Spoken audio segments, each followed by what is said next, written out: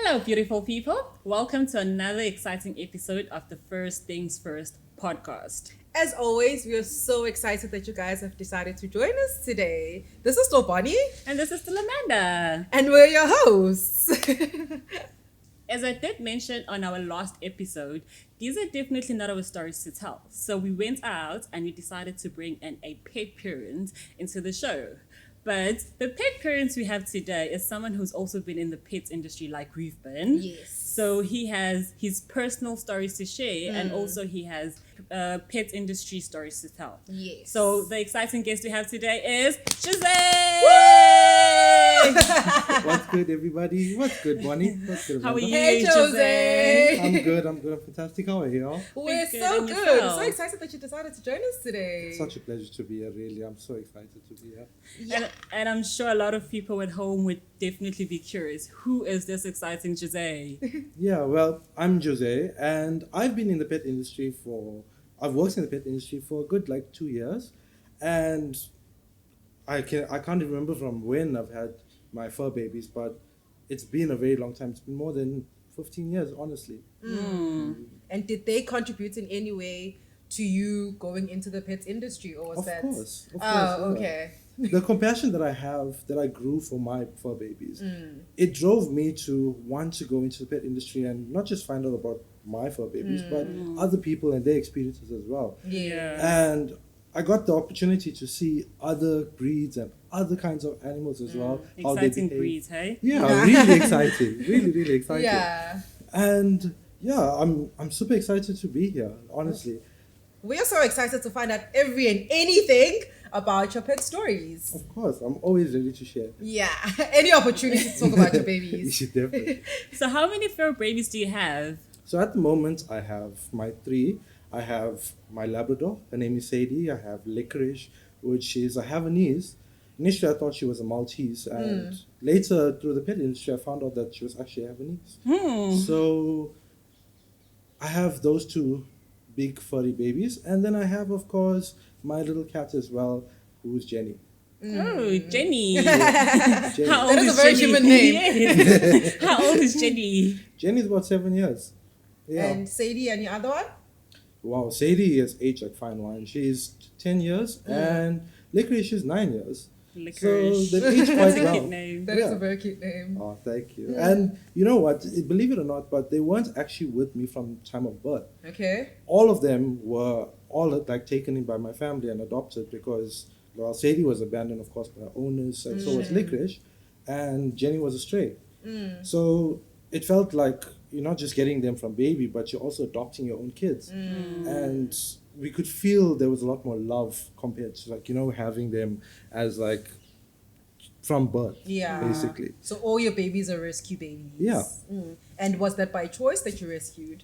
It was by choice because they can't really fend for themselves, they can't really speak for themselves, and seeing them not being able to defend or do anything for themselves and even feed themselves, when we saw that there was no one else taking care of them, we were like, no, we can't really have this.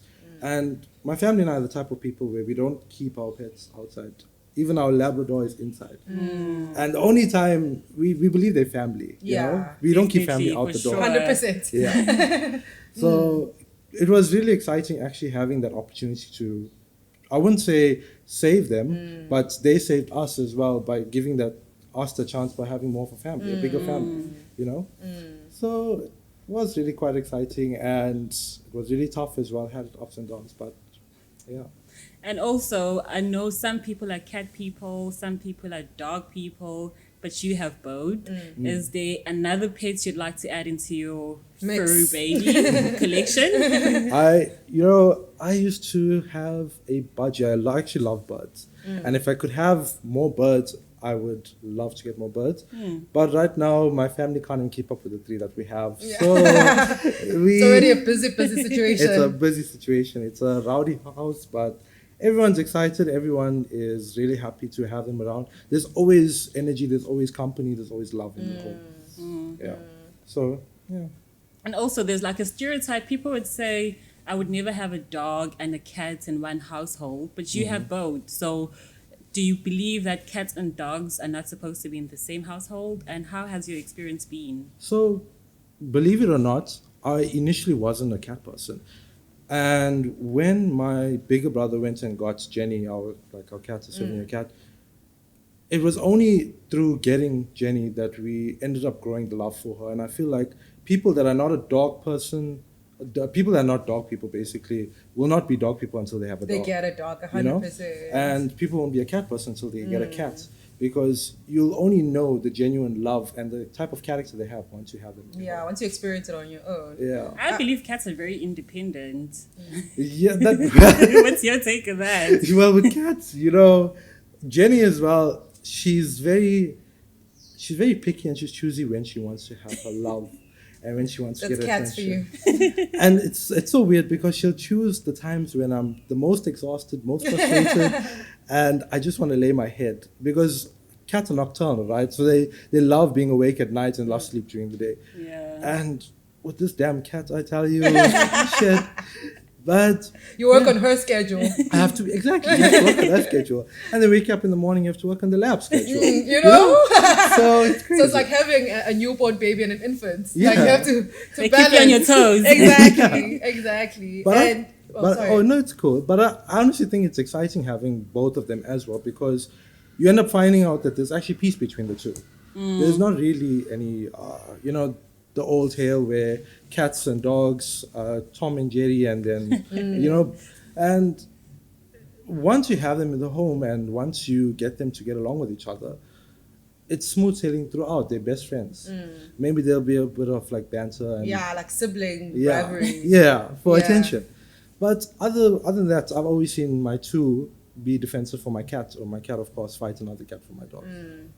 And would you say your dogs have taken some of the cat traits and the cat some of the dog traits? Oh, definitely. Yeah. Definitely. In fact, do you know when a cat stretches, they tend to like squeeze their body? So my licorice decided that she ends up squeezing her body the exact same way. Every morning when she wakes up, she doesn't do a normal stretch like a dog stretches their body. No. She's doing a cat stretch. So, and she's adopted that by seeing the cat do that. Yes. And not to mention that the cat going for the dog's food Oh. and the dog going for the cat's food. Yeah, that's very So common in it is multiple- quite common, yeah. So, I mean, having them in the house, you don't know who's who in the zoo, but their character, they tend to feed off the character of you and even of each other, and it's really lovely seeing that. Because there's more to them than just them being animals. So would you say Sure. Licorice and Jenny are best friends in the household? Oh, definitely. They're like two peas in a pod. Do they You know? bully Sadie? In fact, Sadie is the most peaceful, calmest baby, and yes, they bully her. They torture her. It's always the tiny ones that always go for the big ones. And you're like, please see the size of this one and look at your size. There's no... I once saw a tag written "Little Dog, Big Attitude." So you definitely Always. need to get them that tag. Yeah. Always. Yeah. Always. That couldn't be described licorice any better, honestly. And you being both a cat and a dog person, well, obviously wanting to get a bird as well. What lesson would you want another pet parent to learn, or what experience have you had that made you change? Like, for example, you said you were not a cat person on the get-go. So what experiences that you've had that you feel like another pet parent would experience or they should expect, and that might even change their lives or change their mindset? I think when you get your own pets and stuff, especially like if they're like they're babies, or even if you're adopting them, what you should expect is like you're basically having another baby in the house. You have another family member, and that person or that baby, that child, always needs to have attention, love, food, and taken care of, peace in the home. And it's like with children. If you bring up a child in a home where the parents are fighting and things are rough and loud, the child is going to be stressed, he's going to be anxious, he's going to go out into the real world with all of that. But if you bring up your child in a peaceful home, then he's going to react a lot more peacefully to the things around him. That's true. They always say it's not the pet, it's the owner. Yes, exactly. And with your upbringing as well, with your pets as well, how you start them and how you start your children, just like how you start your kids, is what will determine how far your pet can go with, like, the way they behave, the way they carry themselves, the way they love and respect, your visitors. So, yeah, it makes a very big difference. And I think with like your expectations, I expect the unexpected, really. 100%. Yeah. 100%. And I would also assume you didn't take your baby to a training school. No, I didn't. In fact, we didn't have the money to actually take them to like a training school. And we also saw that they were quite old. They were like a year or so when we did get them. Yeah. So we didn't really see the need to take them to a training school. But the nice thing as well was, because we had them inside and because we, no one was rowdy at home, no one was rough at home, and they were both girls, Sadie and Licorice, it was very easy as well to train them. It was very easy to discipline them. It wasn't very rough, wasn't very hard. It was just like, okay, Sadie loves her food. She's greedy, you can't stop her. Labradors, they swallow their food. They for vacuum. sure. And gobble up. Exactly. And Licorice as well, she's very fussy. She can be very fussy with, like, not just food, but like who she wants petting from. Ooh. So through their character, you learn on how you're going to train them, how you want them to be at home, and use that to your advantage. And sometimes they even do take the owner's personality. So if you guys are calm at home, everyone is going to be calm. Yeah, And yeah. if we were to walk in your house right now, what do you think they would be doing? Especially the little ones. Oh my We God. already know Sadie is the chilled one. So what would Jenny and Licorice be doing right now? Licorice would be laying on my bed, thinking it's her bed.